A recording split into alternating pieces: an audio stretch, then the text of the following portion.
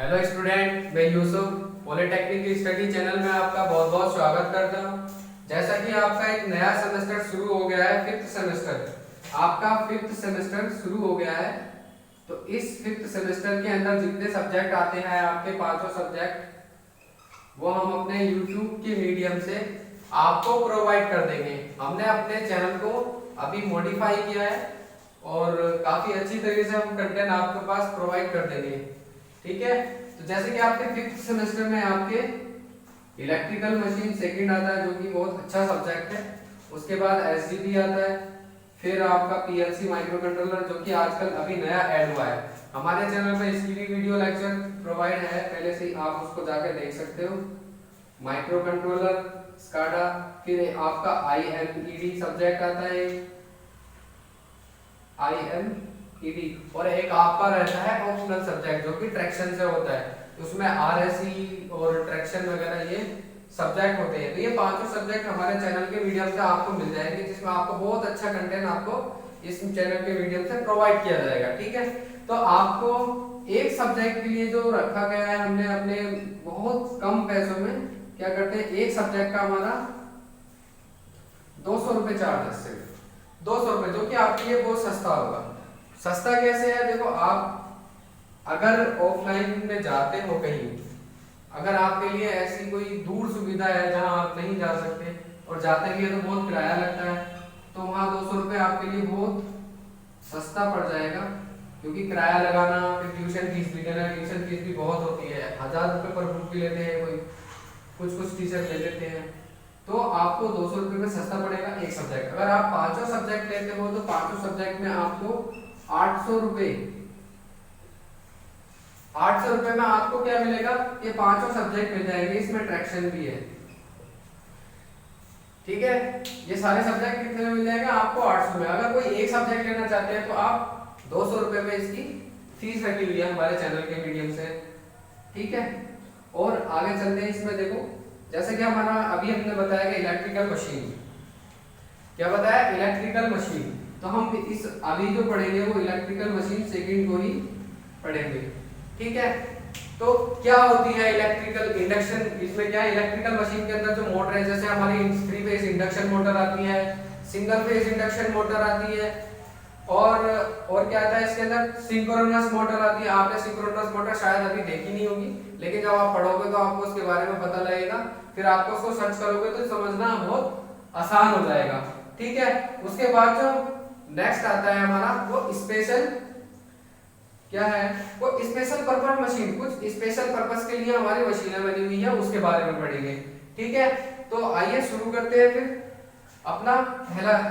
आप एक बार ये भी देख लेते हैं, उससे पहले, स्टार्ट करने से पहले देख लेते हैं कि हमारे चैप्टर कौन कौन से हैं इस बुक के अंदर। चैप्टर कौन कौन से हैं, 3 phase induction motor, 3 phase induction motor, जिसे बोलते हैं क्या, हिंदी में लिखेंगे 3 फेज या 3 कला प्रेरण मोटर। उसके बाद दूसरा चैप्टर आता है हमारा सिंगल फेज इंडक्शन मोटर, इसे कहते हैं एक कला प्रेरण मोटर, या फिर इसका दूसरा नाम होता है FHP motor, FHP motor.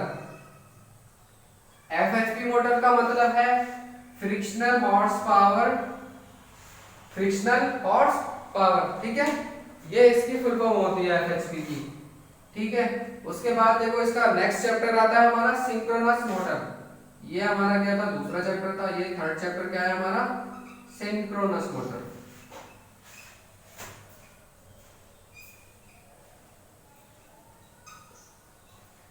Synchronous motor का हिंदी में नाम होता है तुल्यकाली motor.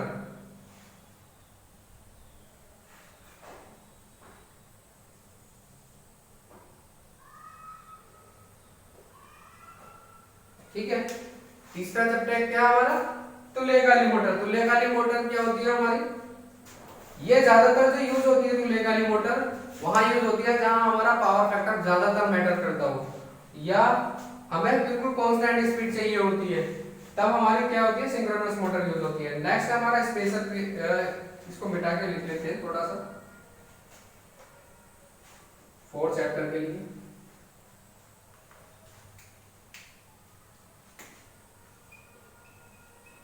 Special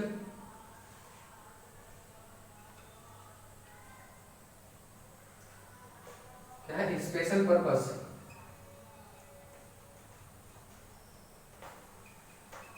motor, special sorry motor नहीं है, मशीन है,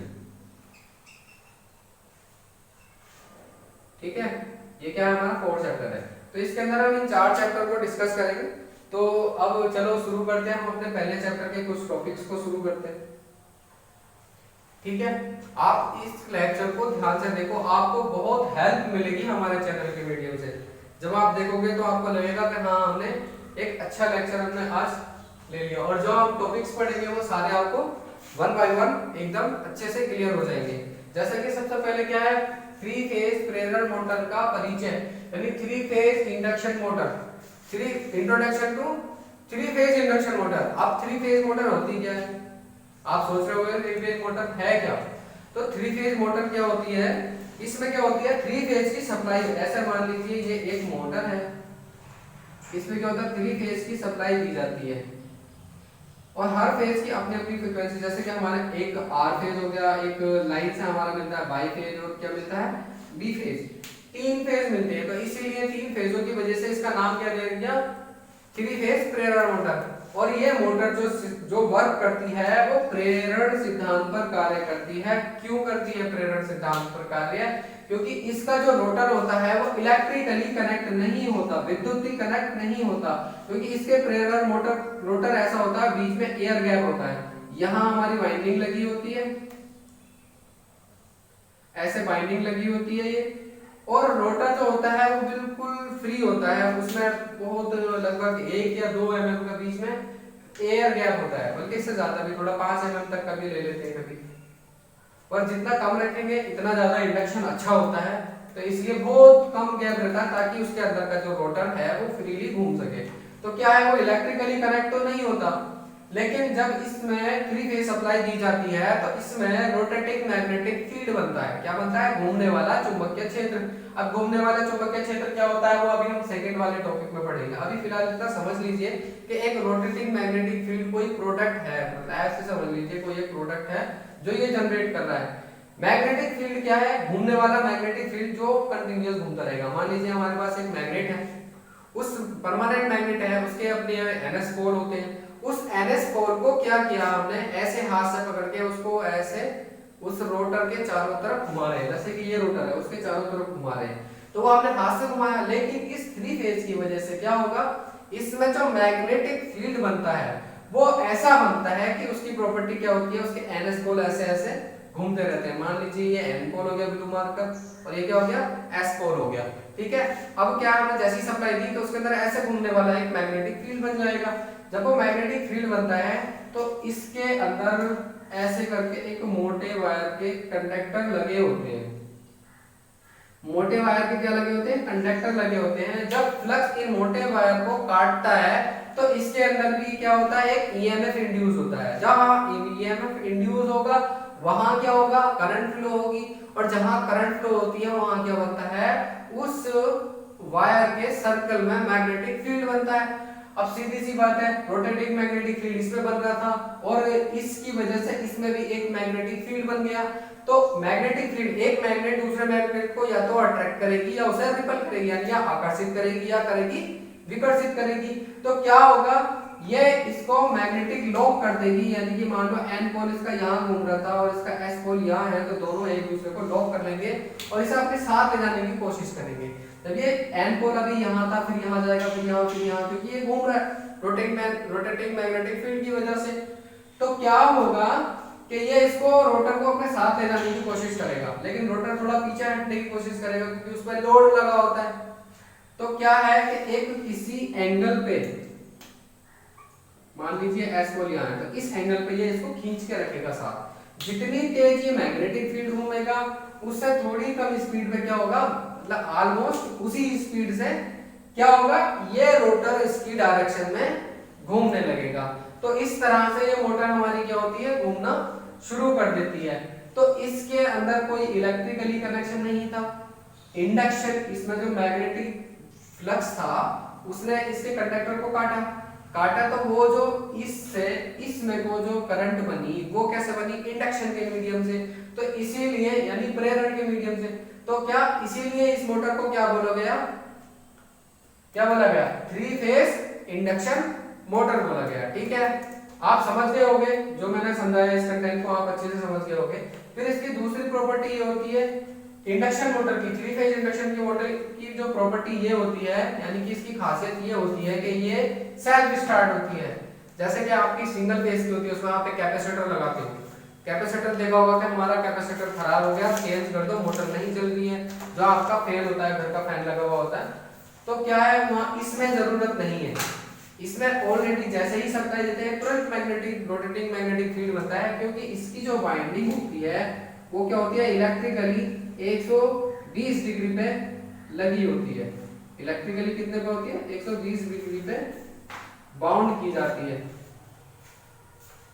बाइंडिंग 120 डिग्री पे की जाती है।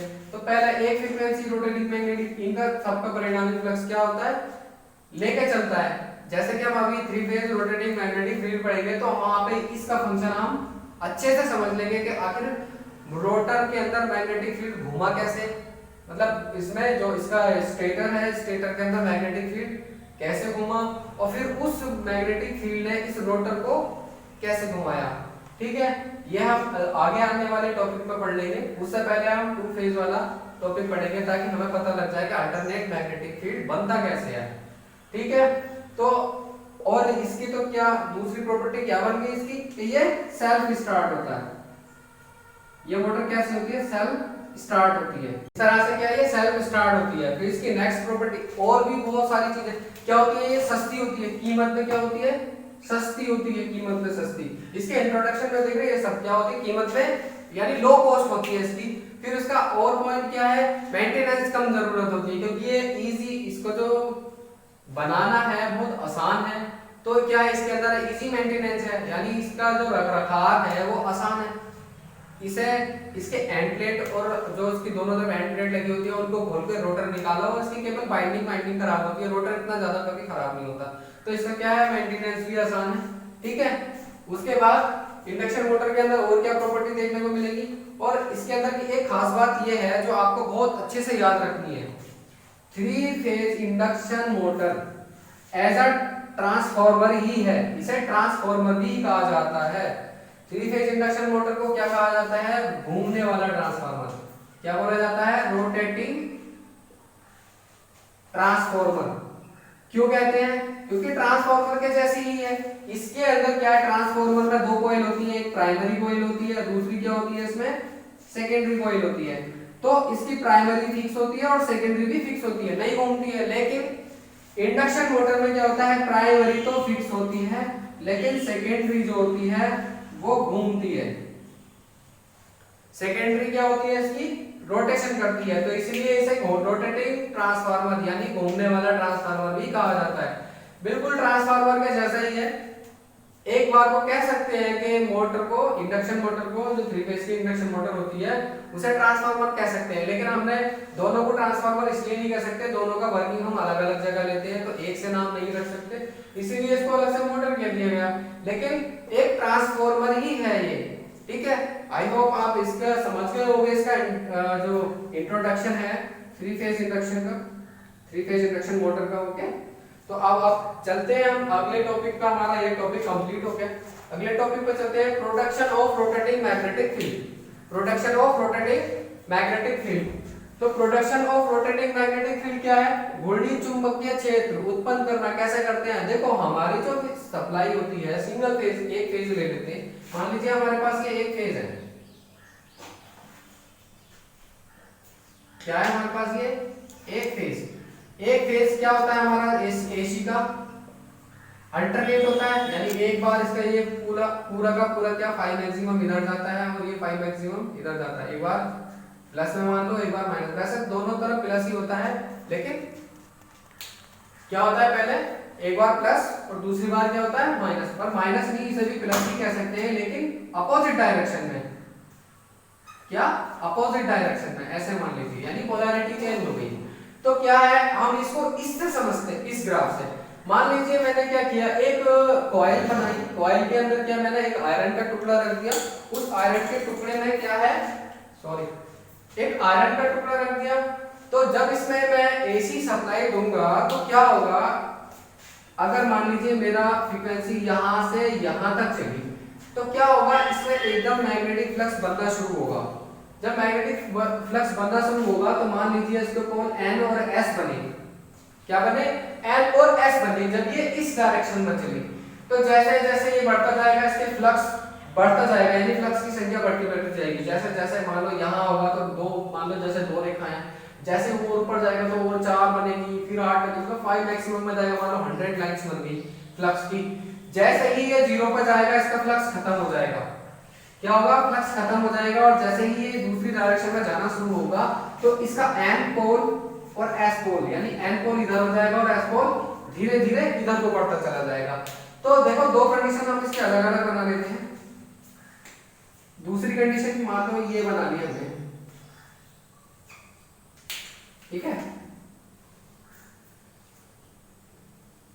ये इसका फ्लक्स बना लिया हमने कि हाँ ये बना, ठीक है। अब दोनों की अलग अलग कंडीशन को समझ लेते हैं। एक कंडीशन से ना समझते हैं, दो कंडीशन से समझ लेते हैं ग्राफ के थ्रू, ठीक। अब क्या है, हमने इसको क्या लिया, इस वाले को ले लिया पहले के लिए, यहां तक के लिए। मान लीजिए t1 इसको मान लेते हैं, यानी टाइम 1 पे यहां था, ऐसे ले लीजिए कि टाइम 1 पे ये और टाइम 2 पे ये, इतनी फ्रीक्वेंसी हुई, ठीक। अब क्या है, यहां से मान लो n पोल इधर बना था, s पोल बना था, किसके लिए, t1 के लिए 5 मैक्सिमम प्लस में था, यानी n पोल इधर बना और s पोल इधर बना। फिर दूसरी कंडीशन के लिए जब t2 की बारी आई, यानी टाइम 2 की बारी आई, तो टाइम 2 के टाइम में क्या होगा, s पोल इधर हो जाएगा और n पोल इधर हो जाएगा, क्योंकि फ्रीक्वेंसी पहले इधर चल रही थी फिर इधर चल रही थी।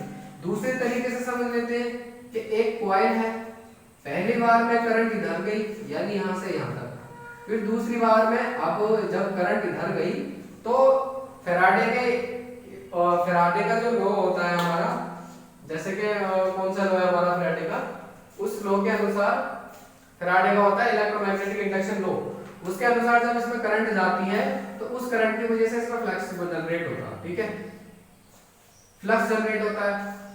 तो मान लें n पोल इधर बना, s पोल इधर बना, अब ये करंट यहां तक ये वेवफॉर्म पूरी हुई, अब करंट इधर से जानी शुरू होगी, तो ये n पोल इधर से यहां चला जाएगा और ये पोल इधर बन जाएगा। क्यों, क्योंकि करंट इधर से जा रही है। जैसे ही हम पता करेंगे अपने राइट हैंड थंब रूल से पता करेंगे तो हमारा करंट के हिसाब से मैग्नेटिक डायरेक्शन भी हमें पता लग जाएगा कि किधर को उसके रिंग बन रहे हैं, ठीक है। तो ऐसे हमें बार बार क्या मिलेगा, और हमारी जो सप्लाई है वो 50 हर्ट्ज की सप्लाई होती है। तो जब 50 हर्ट्ज की सप्लाई होती है तो ये फ्रीक्वेंसी बार बार चेंज होती रहती है। तो कभी ये पोल इधर n इधर बनेगा, s इधर बनेगा, फिर ये इसके अपोजिट ऐसा बनेगा। ये प्रक्रिया कंटिन्यू क्या होती है, चलती रहती है, ये प्रक्रिया कंटिन्यू चलती रहती है। तो ऐसे क्या बनता है, एक घूमने वाला, यानी कभी इधर था कभी इधर, कभी इधर कभी इधर, तो क्या हो गया, ये घूमने वाला चुंबकीय क्षेत्र बन गया, ठीक है। तो इसी से तो समझेंगे घूर्णीय चुंबकीय क्षेत्र उत्पन्न कैसे करना होगा, ऐसे करना होगा। जब हम जैसे सप्लाई देते हैं वैसे इसमें क्या होता है, घूमने वाला चुंबकीय क्षेत्र बन जाता है, ठीक है। आई होप आप इस टॉपिक को समझ गए होंगे जो मैंने अभी पढ़ाया है, ठीक है। इसको रहने देते हैं। अब फिर इसमें अगला टॉपिक आता है production of rotating magnetic field with two phase. अगर हमने मान लीजिए कोई दो फेज ले लिए थे, अभी थ्री फेज में हम बाद में जाएंगे, पहले टू फेज से समझ लेते हैं कि ये इसका रोटर टू फेज मोटर का, जो हमारे फैन होते हैं छत के फैन सिंगल फेज होते हैं, लेकिन वो सिंगल फेज नहीं होते, वो एक्चुअली में डबल फेज होते हैं। कैसे होते हैं डबल फेज, देखो उसके अंदर एक बाइंडिंग होती है लगी हुई जो डायरेक्टली ऐसे पैरेलल में कनेक्ट होती है, उसके बाद इसका रोटर लगा हुआ होता है, इसके साथ एक कैपेसिटर के साथ एक दूसरी इसकी एक्सिलरी वाइंडिंग लगी होती है, यानी इसकी क्या होती है, ये इसको बोलते हैं मेन वाइंडिंग, और ये क्या होती है इसकी एक्सिलरी वाइंडिंग, या फिर इसको स्टार्ट वाइंडिंग भी कहते हैं। Start winding. तो जैसे ही हम इसको सप्लाई देते हैं तो इस पे मान लीजिए फ्रीक्वेंसी ये गई इस वाले के पास, तो कैपेसिटर क्या करता है उसको 90 डिग्री शिफ्ट कर देता है और हमें फ्रीक्वेंसी ये प्राप्त होती है। तो 90 देखो इसकी फ्रीक्वेंसी ये हो गई और इसकी फ्रीक्वेंसी ये हो गई, तो एक फेज तो ये था और एक फेज बन गया कैपेसिटर की वजह से, इस कैपेसिटर की वजह से बन गया, तो हमारे दो फेज हो गए। तो हमारा जो फैन होता है उसमें देखते तो सिंगल सप्लाई है, लेकिन क्या होता है उसमें दो फेज कैपेसिटर की वजह से बन जाते हैं। जब दो फेज बन गए तो हमारा रोटेटिंग मैग्नेटिक फील्ड, एक तो इसमें NS पोल मिल रहे थे, फिर इसकी वजह से भी NS पोल मिल जाएंगे, लेकिन इसके टाइम पे नहीं, इसका टाइम अलग होगा और इसका अलग होगा, ताकि हमारा रोटर ऐसे क्लॉकवाइज एंटी क्लॉक ना हो, ताकि एक ही डायरेक्शन में हमारा पूरा रोटेशन बन जाए। आपने देखा होगा कि जब हमारी मोटर होती है उसका कंडेंसर हम निकाल दो, जब हम उसको सप्लाई देते हैं तो मोटर घूमती नहीं है, सिर्फ आवाज करती रहती है। अगर हम उसको किसी डंडे से या हाथ से फैन को घुमा दें और जिस डायरेक्शन में घुमा देंगे वो क्या होगा, फैन उसी डायरेक्शन में घूमता रहेगा। तो वो किस लिए घूमता रहेगा, केवल एक ही ये वाली कंडीशन मिल रही थी इसको, NS वाली कंडीशन मिल रही थी, लेकिन जैसे ही हम उसे दूसरा दे देंगे तो फिर उसे मैग्नेटिक फील्ड कुछ इस तरह से मिलेगा, N पोल S पोल फिर N पोल और S पोल। लेकिन पहले N पोल यहाँ होगा, फिर यहाँ जाएगा, फिर यहाँ जाएगा, फिर यहाँ, और ये S पोल भी इसी के साथ जैसे जैसे ये पोल घूमते रहेंगे वैसे वैसे ये घूमता रहेगा। चलो इसके बारे में भी जब इसका नंबर आएगा तो पढ़ेंगे डिटेल में, फिलहाल अभी इतना समझ लीजिए दो मैग्नेटिक फील्ड। अब रोटर कैसे घूमता है डबल मैग्नेटिक फील्ड से, मान लीजिए जैसे एक बना दी मैंने, एक मोटर बना दी, इसके अंदर जो वाइंडिंग है वो कितने डिग्री पे रखी होती है, 90 डिग्री इलेक्ट्रिकली रखी हुई होती है, इलेक्ट्रिकली रखी हुई होती है 90 डिग्री। देखो ये एक वाइंडिंग ये रखी हुई है, एक वाइंडिंग ये, तो देखो 90 डिग्री हो गई नहीं, यहाँ से 90 डिग्री इलेक्ट्रिकली रखी हुई होती है। एक फेज ये है, एक फेज ये है और दूसरा क्या है न्यूट्रल, यानी इसके S1 और S2 क्या है, दो टर्मिनल हो गए, मतलब दो टर्मिनल हो गए जहां से वाइंडिंग को इनपुट दी जा रही है, ठीक है। और बल्कि इसको ऐसे बना लेते हैं, यहां से एक कैपेसिटर के द्वारा दूसरा फेज जनरेट कर दिया, ये एक फेज लाइन से दिया और कैपेसिटर के द्वारा दूसरा फेज जनरेट कर दिया, तो ये हमारी बन गई दूसरा फेज बन गया। ये एक फेज ये था और दूसरा फेज ये बन गया एक कैपेसिटर की वजह से। ये क्या है हमारा कैपेसिटर।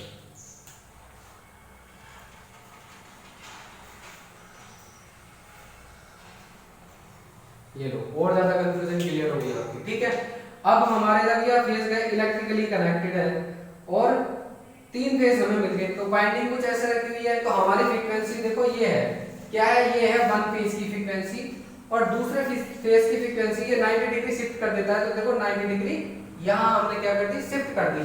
अब देखो इसका परिणाम कैसे निकालेंगे, देखो इसी वजह से अब इसके अंदर जो फ्लक्स बनेगा, इसका जो फ्लक्स होगा वो ∅1 है और इसका जो फ्लक्स है वो क्या है, ∅2 है। अगर ∅1 देखो जीरो पोजीशन, हमें इसके लिए हम चार पोजीशन ले लेते हैं, इसको यहाँ लिख लेते हैं हम, पहली पोजीशन लेंगे हम 0, यहाँ 0, इसकी फिर सेकंड पोजीशन ले ली ये कितनी 45 डिग्री, थर्ड पोजीशन ले ली हमने क्या 90 डिग्री, अगली पोजीशन ले ली 135 डिग्री। ये इसके लिए ले रहे हैं टाइम के साथ क्या फ्लक्स चेंज हो रहा है, इसलिए ले रहे हैं ये डिग्री हम, देख कितने एंगल पे जाके कितना फ्लक्स बन रहा है और वो फ्लक्स कौन से डायरेक्शन में बन रहा है, यानी हमारा रोटर की पोजीशन, इससे हमें रोटर की पोजीशन पता लगेगी कि हमारा रोटर घूमते हुए कहां तक पहुंच गया। अब ये हमने इतने सारे पॉइंट्स ले लिए, अब एक एक पॉइंट करके डिस्कस करेंगे, ठीक है। तो जैसे कि पहला लिया हमने थीटा बराबर 0 डिग्री लिया, यानी कि थीटा बराबर 0 लिया, तो 0 के टाइम पे देखो कौन सी 0 है, 0 के टाइम पे जैसे ये 0 है, 0 पे में ∅1 कितनी है, जब थीटा बराबर 0 रखा तो ∅1 कितनी आई हमारी, ∅1 कितनी है, देखो यहाँ पे 0 है, 5x नहीं है ना, अभी 0 है, 45 डिग्री पे पहुंचे, सॉरी 0 पे ∅1 कितनी है 0 और ∅2 कितनी है मैक्सिमम है, देखो मैक्सिमम, यानी ये इधर को प्लस में मैक्सिमम, इधर को यहाँ पे 5 मैक्सिमम, ये दो एक ये 5 r की जगह 5 यानी होगी, ठीक है 5 मैक्सिमम। एक मिनट रुको, ये क्या होगी 5 मैक्सिमम इस डायरेक्शन में और 5 मैक्सिमम इस डायरेक्शन में, ठीक है। अभी क्या है, हमें ∅1 तो मिल गया 0 और ∅2 मिली कितनी कितनी मिली, फाई मैक्सिमम मिली, क्योंकि यहाँ पे कितनी है, मैक्सिमम है। तो इनका परिणाम कितना निकल के आएगा, फाई आर बराबर निकल के आएगा फाई 1 प्लस फाई 2, दोनों का रिजल्टेंट निकालेंगे, दोनों का क्या निकालेंगे, रिजल्टेंट निकालेंगे। तो रिजल्टेंट क्या निकल के आएगा बच्चों, फाई आर इक्वल टू निकल के आएगा 0 plus phi M, phi M, तो फाई आर कितना आया बन गया हमारा, फाई मैक्सिमम। क्लियर, देखो ये हमारा क्या निकल के आ गया, फाई मैक्सिमम रिजल्टेंट निकल के आ गया।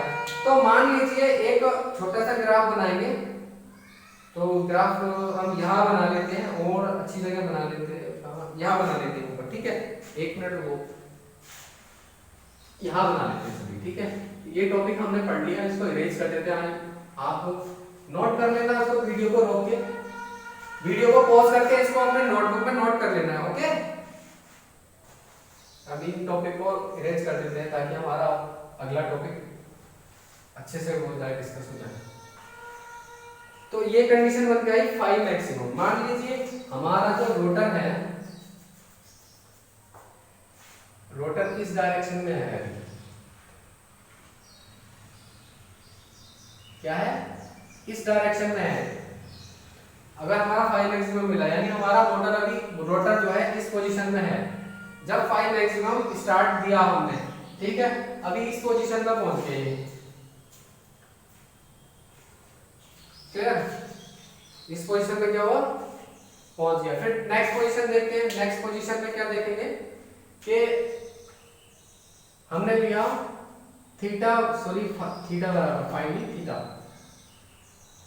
सॉरी,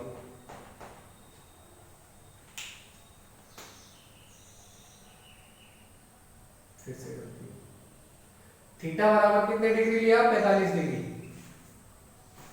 तो फाई 1 कितना होगा, 45 डिग्री पे फाई 1 कितना होगा, phi maximum by √2।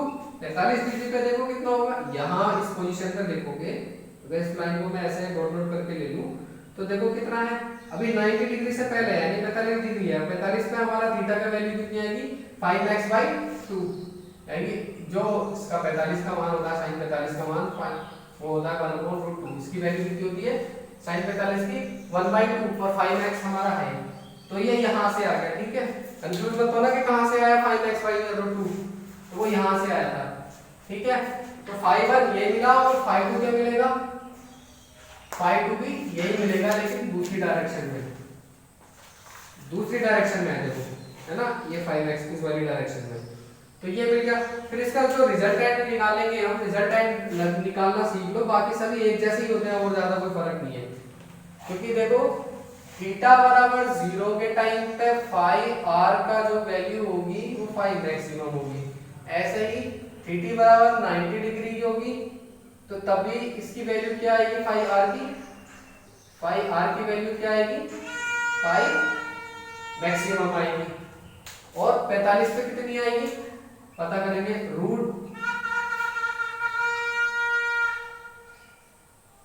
Phi maximum by √2 का square plus phi maximum by √2 का स्क्वायर, ठीक है। तो इसका टोटल रिजल्टेंट जब हम इसको सॉल्व करेंगे तो निकल के आएगा कितना, फाई मैक्सिमम। अब आप ये मत पूछना कि सर इसको भी सॉल्व करके दिखाओ, बहुत इजी है, सिंपल बता देता हूं फिर भी एक बार। इसका रूट ये बन जाएगा 2, ये ऐसे बन जाएगा, कर देता हूं कभी आप फिर कहेंगे नहीं ये सर नहीं, तो ये बाई 2 हो जाएगा प्लस का 5x²/2, फिर ये इसका कॉमन आ जाएगा सिर्फ 2, और ये दोनों ऐड होकर 2 हो जाएगा, 2 से 2 कैंसिल हो जाएगा, और ये 2 5x² हो गया, स्क्वायर से रूट खत्म हो जाएगा, तो पाई आर बराबर 5x निकल के आ जाएगा। तो इस पोजीशन में ये रोटर 45 डिग्री शिफ्ट हो जाएगा, अभी रोटर यहाँ था, अब रोटर कहाँ पहुंच जाएगा, यहाँ, ठीक है। अब कहाँ आ जाएगा, यहाँ। ऐसे ही जब 30 डिग्री फिर थीटा बराबर 90 डिग्री तो फाई मैक्सिमम आ जाएगा। तो अब क्या होगा इस पोजीशन में, इसको आप नोट कर लेना, मैं इरेज कर रहा हूँ वीडियो पॉज करके, आप इसको नोट कर लेना। तो 90 डिग्री वाला बता देते हैं, जो मैंने आपको 45 डिग्री से पहले ही बता दिया था। तो क्या है, जैसे ही फाई आर बराबर 90 डिग्री होगी तो फाई मैक्सिमम कितना हो जाएगा, इतना। लेकिन रोटर अब इस पोजीशन से इस पोजीशन पे चला जाएगा, यानी पहले जो 0 पे यहाँ था इस पे यहाँ आ गया और थर्ड वाले पे यहाँ चला गया। ऐसे ही 130 थीटा बराबर 135 रखेंगे तो हमारा फाई आर की वैल्यू जो आएगी वो फाई मैक्सिमम आएगी। क्यों आएगी, फाई 1 की वैल्यू हमारी फाई मैक्सिमम बाई √2 है, प्लस सॉरी एक मिनट, मैंने आपको आगे की वैल्यू पहले ही बता दी, इसलिए फाई 1 और फाई 2 की वैल्यू पहले रखनी है। तो फाई 1 बराबर कितना था, फाई मैक्सिमम बाई √2, और फाई 2 की वैल्यू भी कितनी है, फाई मैक्सिमम बाई √2। ठीक है, जब इसका रिजल्टेंट निकालेंगे तो रिजल्टेंट अभी हमने 45 वाले में निकाला था, तो उसी की तरह निकाल देंगे। तो फाई आर बराबर फाई मैक्सिमम, उसी को रिवर्स में जाकर वीडियो में देखोगे तो उसी तरह से रूट का फॉर्मूला लगा के phi max square by 2 plus phi max square by 2 करके इसकी फाई आर बराबर फाई मैक्सिमम निकाल लेंगे। लेकिन अब इस कंडीशन में जो रोटर की फर्स्ट पोजीशन ये थी, सेकंड पोजीशन ये, थर्ड पोजीशन ये, तो फोर्थ पोजीशन क्या होगी बताओ, फिर से 45 डिग्री शिफ्ट हो जाएगा इधर। ठीक है, 45 डिग्री किधर शिफ्ट हो जाएगा, इधर शिफ्ट हो जाएगा।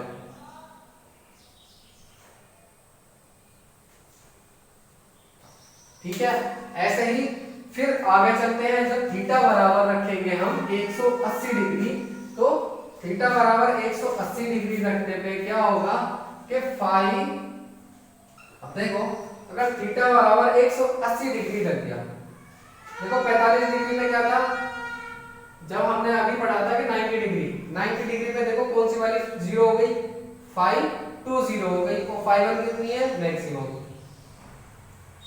तो इसकी जो वैल्यू मिल जाती है हमें सीधे सीधे फाई 1 प्लस फाई 2 से मिल जाती है, कितनी कितनी मिलती है यहाँ पे, इसका होता है फाई मैक्सिमम प्लस इसका हो जाता है फाई, ये 0 होती, तो ये इसकी पोजीशन ये बनती। अब आता है हमारे क्वेश्चन में 135 पे, 135 में जब यहाँ दे तो एक 0 सॉरी 135 पे एक तो कुछ है ही नहीं, और दूसरी क्या है, दोनों एक ही पोजीशन में प्लस में मिल रही है। देखो ये यानी कि √2 हमने ये कैलकुलेट कर लिया था, और ये क्या आ गई यहाँ पे वैल्यू आ गई, यानी फाई मैक्सिमम ये, फाई मैक्सिमम ये, फाई मैक्सिमम ये, और फाई मैक्सिमम ये वैल्यू। अब 180 में देखो क्या होगा, फाई 1 की वैल्यू देखो 180 पे कितनी है, फेज 1 की वैल्यू 0 है यानी 0, फाई 2 की वैल्यू कितनी है 180 पे मैक्सिमम, तो इसकी वैल्यू यहाँ पे क्या रख दी,